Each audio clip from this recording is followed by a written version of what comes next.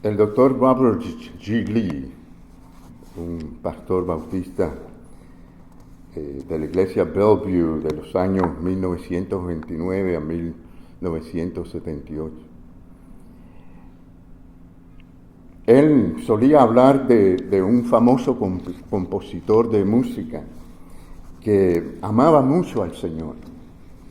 Y contó que el compositor escribió una canción que tenía una letra hermosa y una melodía maravillosa, una melodía hasta romántica, muy atractiva.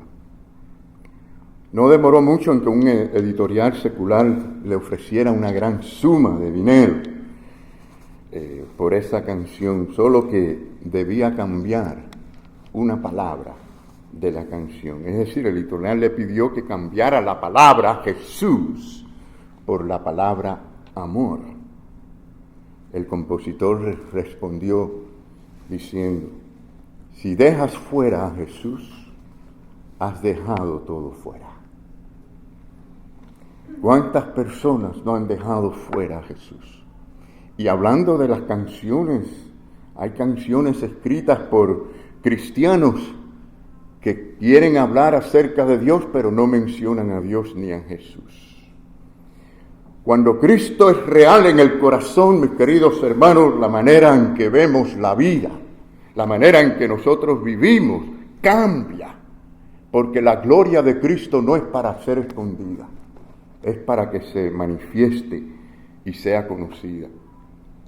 Se cuenta que un cristiano profesante, sí, profesante, como muchos son profesantes de la fe cristiana, después de tener una poderosa experiencia con Dios, tan extraordinaria que no pudo contenerse y fue a su pastor y le dijo: pastor, te había estado escuchando por muchos años, he estado escuchando tus sermones, tus predicaciones, pero realmente no te había estado escuchando.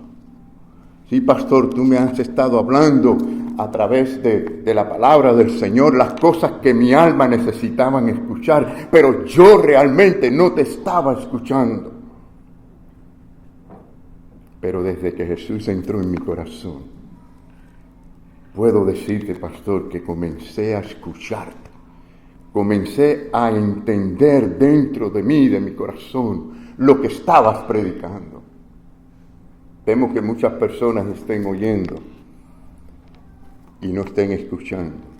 Muchas personas estén leyendo la Biblia y no estén viendo a Jesús. Saben de Él, conocen de la historia bíblica, pero no le conocen personalmente. Al leer Génesis, podemos nosotros ver a Jesús en casi todas las páginas de este maravilloso libro. Saben, el problema de los judíos en el primer siglo era que no podían identificar al Mesías, al Cristo Salvador, a Jesús, porque realmente no lo habían visto en las páginas de las Sagradas Escrituras, en el Antiguo Testamento. Sí, mis queridos hermanos, si nosotros viajamos a través del libro de Génesis, podemos ver a Jesús en muchas de las historias que allí se nos cuentan. En Génesis en particular no habla de Jesús por nombre, ni menciona el nacimiento de Jesucristo o lo narra, pero sí, mis queridos hermanos, demuestra su existencia y su relación con la redención del hombre pecador. Y para demostrar esto, yo quiero en esta mañana mencionar dos experiencias de la vida de Isaac que ilustran el plan de Dios en Jesucristo. Nos muestra que Dios siempre ha tenido un plan para buscar y para salvar al pecador. Y cuando decimos perdidos, estamos incluyendo a aquellos que pueden estar cerca. Estamos incluyendo a aquellos que pueden estar en el ambiente religioso cada domingo, pero sin Cristo en el corazón. La condición del hombre requiere, mis queridos hermanos, a un Salvador sacrificado. Y esto también lo vemos en esta historia tan maravillosa. Este sacrificio vendría después de la promesa. Dios hizo la promesa y después proveyó de la salvación. Bueno, la historia de Abraham, como ustedes sabrán, o sea, de Isaac, era la historia del hijo de la promesa de Dios. Dios había hecho un pacto con Abraham, diciéndole que todas las naciones de la tierra serían bendecidas a través de sus descendientes. Pero Abraham no tenía descendientes. Abraham era ya de mucha edad avanzada y Sara era estéril. O sea, ambos eran también de edad avanzada. ¿Qué pensó entonces Abraham? Abraham pensó en ayudar a Dios. Pensó en que él tenía que hacer algo, alguna obra para ayudar a la situación. ¿Cuántas veces no podemos nosotros pensar así, querer ayudar a Dios y no buscar verdaderamente su voluntad? Y actuamos por nuestra propia cuenta como hizo Abraham. Es decir, Abraham tuvo un hijo con la sierva Agar. Pero las cosas que pertenecen a la carne, al hombre, no son las cosas que pertenecen a Dios, mis queridos hermanos. Pues este hijo no era el hijo de la promesa y traería dolor, como ya lo sabemos, que trajo mucho dolor a la familia. Y bueno, por no seguir por toda la historia hasta llegar hasta los días de hoy al Medio Oriente. Pero imagínense, en este tiempo llega el Señor a hablarle a Abraham. Abraham tenía, ¿qué edad tenía Abraham? Tenía 99 años y Sara tenía 90 años. Imagínense que Dios le dé la noticia a un matrimonio que tiene más de 90 años y le diga, van a tener un hijo. Eso era algo impresionante, ¿no? Ahora, Dios le dijo, te voy a dar un hijo, y este hijo iba a ser milagrosamente dado por Dios, porque las evidencias estaban allí para que se supiera que tenía que ser un milagro de Dios. Ahora, no nos habla esto, mis queridos hermanos, del Hijo de Dios, o de Dios que quería traer a su Hijo Jesucristo y darlo de una manera milagrosa, como el milagro de los milagros. Pero es interesante lo que ocurre luego. Dios le da a este hijo, y después que le da a este hijo de la promesa, viene y le dice, Abraham, debes estar dispuesto a sacrificar a tu hijo. Y la historia nos cuenta que Abraham obedeció a Dios. No dudamos de todas sus luchas en su mente, en sus emociones, pero obedeció a Dios, tomó a su hijo y lo llevó al monte Moriah. Y al llegar allí vemos a Isaac llevando la carga de madera para una ofrenda quemada en el altar. Miren cómo dice la palabra del Señor en Génesis, y debió haber sido bien emocionante este momento, ¿no? En que el mismo Isaac le habla al padre y dice, Padre mío. Y él respondió, heme aquí, mi hijo. Y él dijo, he aquí el fuego y la leña, mas ¿dónde está el cordero para el holocausto? Y respondió Abraham diciendo, Dios se proveerá de cordero.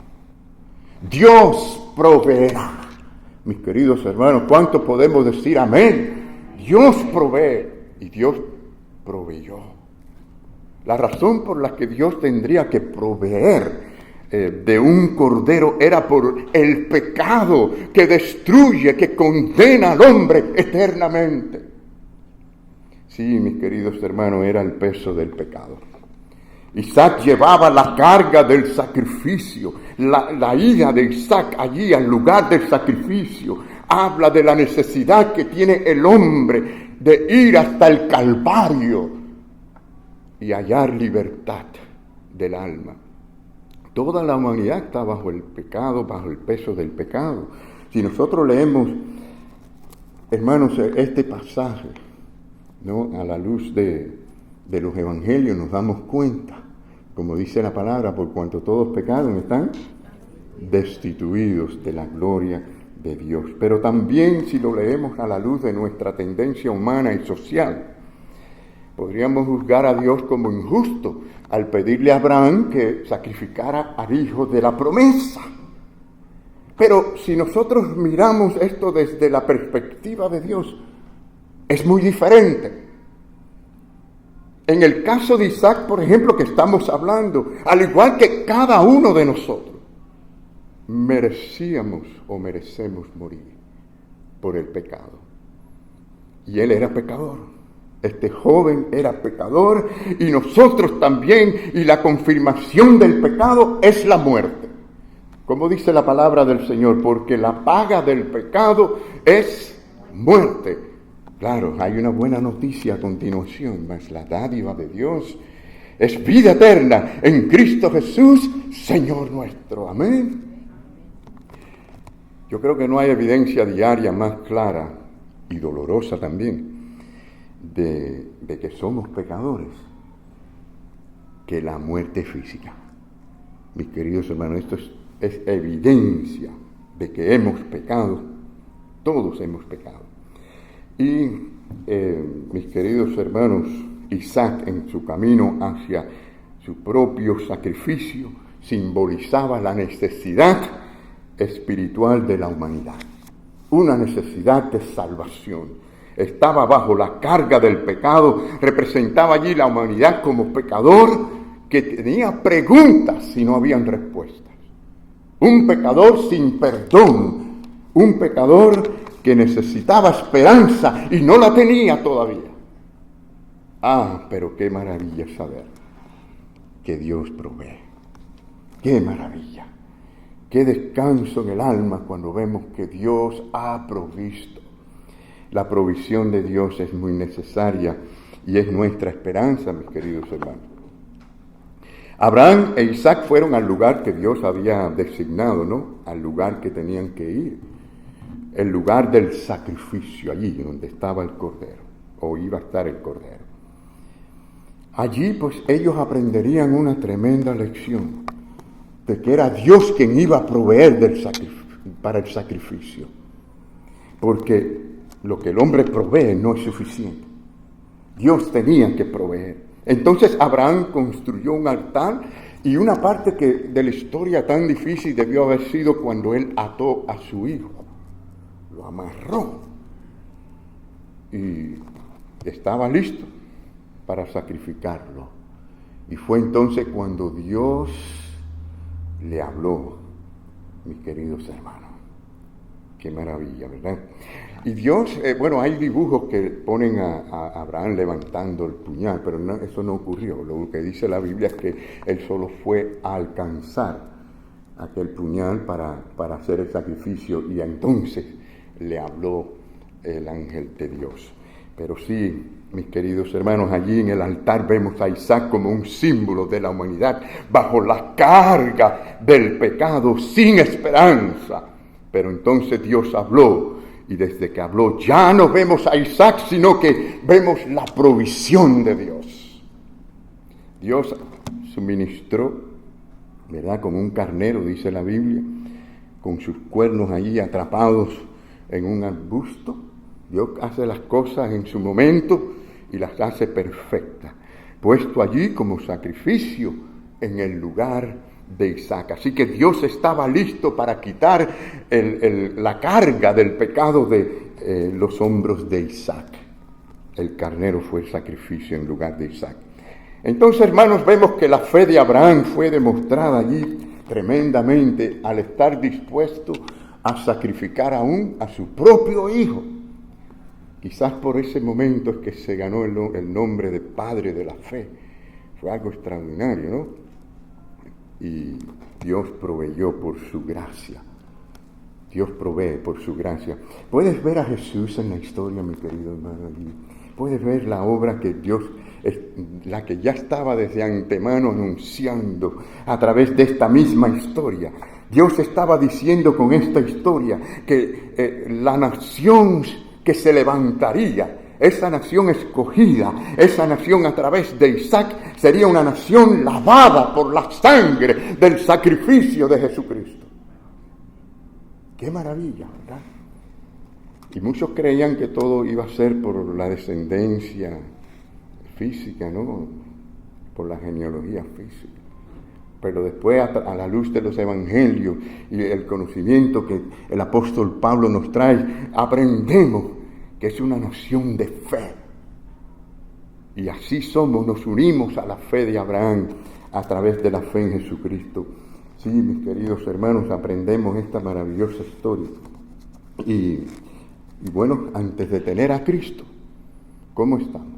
Estamos llevando nuestra propia carga, nuestras culpas, no supuestas culpas, culpa real, porque hemos ofendido a Dios. Sin este sacrificio, entonces, hay castigo, hay una realidad bíblica que tenemos que decir, hay un infierno esperando al pecador no arrepentido. Y no debemos tener miedo de decirlo al mundo. Dios está llamando a la salvación. Dios no quiere que se pierda ni uno. Pero aquellos que no reciban el Evangelio de Jesucristo por fe, tendrán que ir a un lugar de condenación. Hay un solo camino, y es a través de Jesucristo. Cuando Juan el Bautista presentó a Jesús, ¿recuerdan cómo lo presentó? Lo presentó diciendo, he aquí que el Cordero de Dios que quita el pecado del mundo. Qué bueno saber que quita mis pecados, que me limpia completamente. Estoy limpio a través de la sangre de Cristo. Señor, gracias, aleluya, por esa salvación tan perfecta que tú has traído. Ese Cordero humildemente nació en Belén de Judea, en un pesebre. Y tristemente porque Él era y es el Rey del universo. Y también tristemente porque su propio pueblo de sangre lo rechazó. Pero Cristo vivió y murió gloriosamente en la cruz del Calvario por nuestros pecados. Y allí vemos la victoria para nosotros. Sí, hay victoria en Jesucristo, mis queridos hermanos. Y bueno, la imagen que vemos ahora, Abraham y Isaac bajando del monte, ya bendecidos por Dios. Había un canto en el corazón de ellos. Te pueden imaginar a Abraham con toda la atención que tuvo, llevar con su hijo esa carga en él. Y ahora bajar libre, porque el Señor había provisto. Isaac ya no pregunta ahora dónde está el cordero, ¿verdad? Miren, el cordero había sido provisto. Y si ustedes miran el versículo 14 de este hermoso capítulo, allí dice que el nombre que se le dio al lugar es el nombre de Jehová, proveerá, ¿verdad? Porque Dios es quien provee. Y fue provisto, ¿verdad?, en la cruz del Calvario. Dice la palabra del Señor en 1 Corintios 15:14, dice, y si Cristo no resucitó, vana es entonces nuestra predicación, vana es también vuestra fe. Es decir, si Cristo no resucitó, vamos a apagar las luces, vamos, estamos aquí de más. No hay razón entonces por qué adorar a Dios. Estamos y seguiremos perdidos. Gloria a Dios por esta verdad, por esta revelación y por esta provisión de Dios. Estamos libres de culpa del pecado debido al Cordero de Dios por medio de la fe en Él. Segundo lugar, en esta mañana, mis queridos hermanos, vemos en esta historia, más adelante en el capítulo 24, cómo Dios es un Salvador que busca. Es otra parte de la historia bien interesante, aunque es un poco romántica, es decir, es como una historia de amor, ¿no? Es decir, es maravillosa, pero de allí vemos también el amor de Dios buscando a este pueblo que Él quiere redimir. Bueno, como ustedes saben, el asunto es que Abraham salió de Harán, ¿no? Dejó allí a su parentela. Se fue a Canaán por llamado de Dios. Pero Abraham se da cuenta que su hijo ahora necesitaba una esposa. Y se da cuenta que las mujeres cananeas no eran las mujeres adecuadas. La razón era porque este era un pueblo muy idólatra, eran todos idólatras. Un pueblo que adoraban a los ídolos, las mujeres eran idólatras. Y aquí también vemos un antepasado de Jesús, quien representa ser el novio que busca a una esposa, a quien le llamamos, y la Biblia le llama iglesia, o iglesia de Cristo, ¿no? Somos nosotros los creyentes. Cristo es presentado en la Biblia como el novio, el cordero. Si vamos a Apocalipsis, por ejemplo, allí se nos habla de las bodas del Cordero de Dios.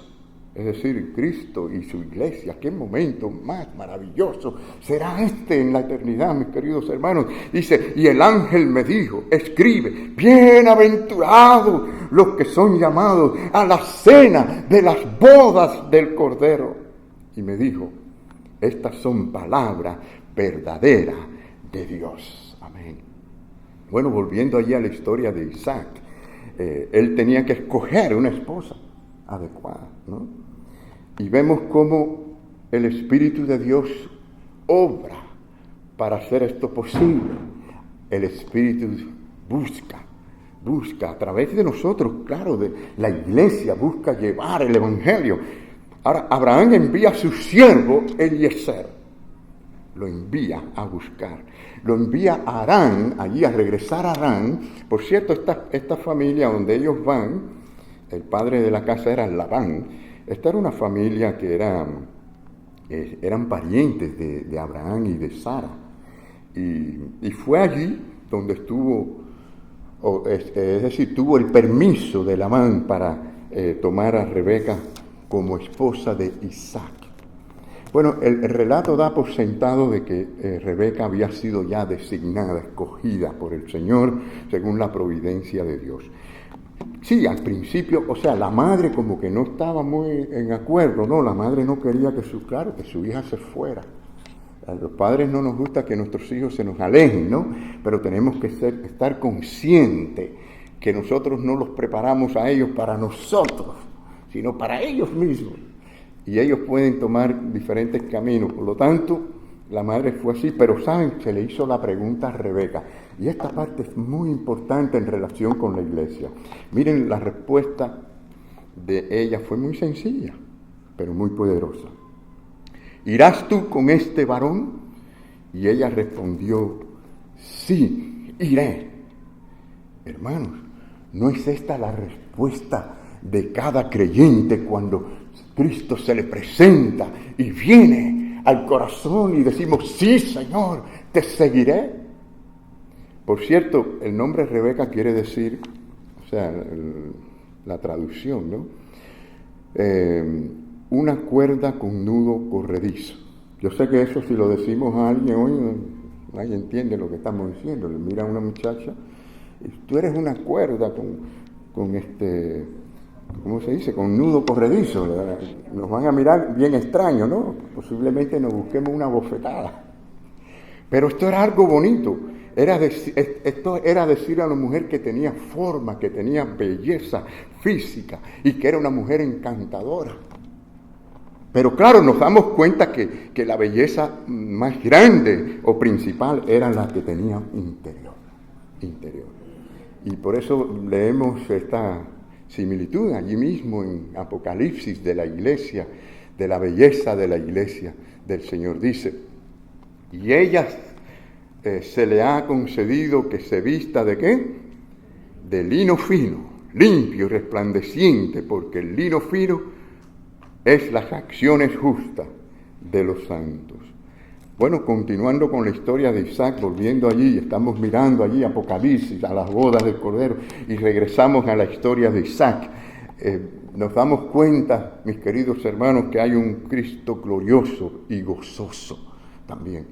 Una gloriosa reunión ocurrió allí entre Isaac y Rebeca, muy romántica, muy bonita, tuvo lugar. Yo quiero que ustedes la vean conmigo, ¿verdad? Allí en Génesis 24, donde dice, una historia de amor, dice, y había salido Isaac a meditar al campo a la hora de la tarde. Él no sabía cómo lucía Rebeca. Él estaba esperando que le trajeran a Rebeca. Estaba meditando, estaba orando.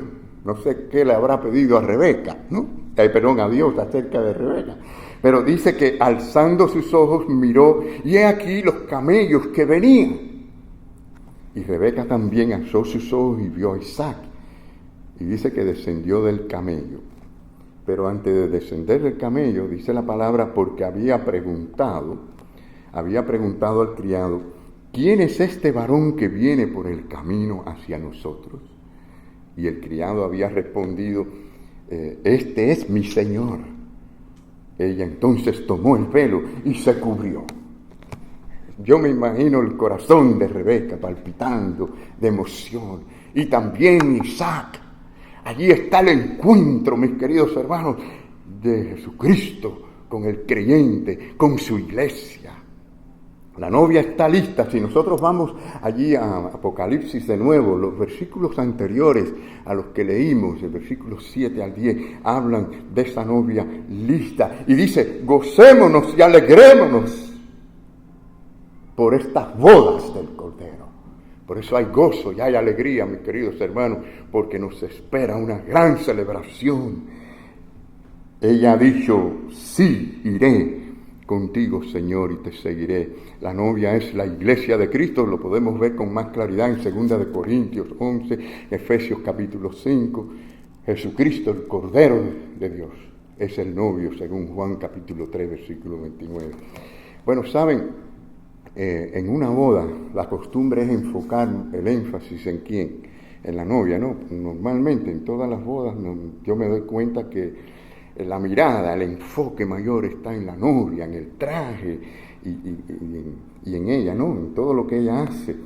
Pero aquí nos damos cuenta que hay algo diferente. Y es que es el novio el que recibe el honor. Es el novio el que recibe la atención, ¿verdad? Gocémonos y alegrémonos y démosle gloria. ¿A quién? A Jesucristo, nuestro Señor. Dios nos está hablando acerca de Jesús, mis queridos hermanos. Aquí, claro, la historia acerca de Isaac en busca de la esposa, pero Jesús también vino a buscar a una esposa, a su iglesia. Así como Abraham envió a Eliezer, Dios envía al Espíritu Santo a buscar la novia de Cristo.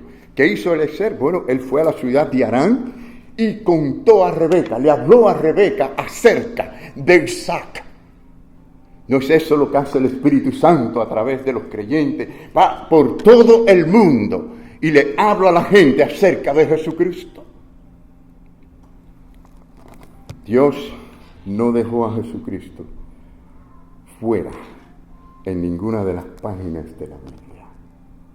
No, mis queridos hermanos, Dios siempre tenía un plan y el plan es Jesucristo. Si dejas fuera a Jesús, lo has dejado todo. Cristo debe ser el centro de nuestra vida. Jesús es la esencia de la gracia de Dios. Jesús es el Salvador que no solo salvó a Isaac en aquel momento, sino que nos salva a nosotros también. Nos salva. Bueno, la novia estaba dispuesta. Y la pregunta es, ¿estamos dispuestos nosotros a servir, a seguir al Señor? Estaba dispuesta la novia. Jesús envía allí el Espíritu Santo en busca de su novia. ¡Qué hermosa verdad vemos aquí, hermanos! Dios no solo ha provisto de salvación, sino que Él sale a buscar las almas perdidas. Rebeca dijo, iré. Y este es el simbolismo que se cumple perfectamente en la relación con Cristo y con su iglesia. Sí, hermano, el contrato nupcial fue firmado cuando Cristo redimió a su iglesia, cuando Cristo entró en nuestro corazón. Todo verdadero creyente está unido a Jesucristo. La segunda etapa se cumplirá cuando Cristo venga a recoger a su iglesia.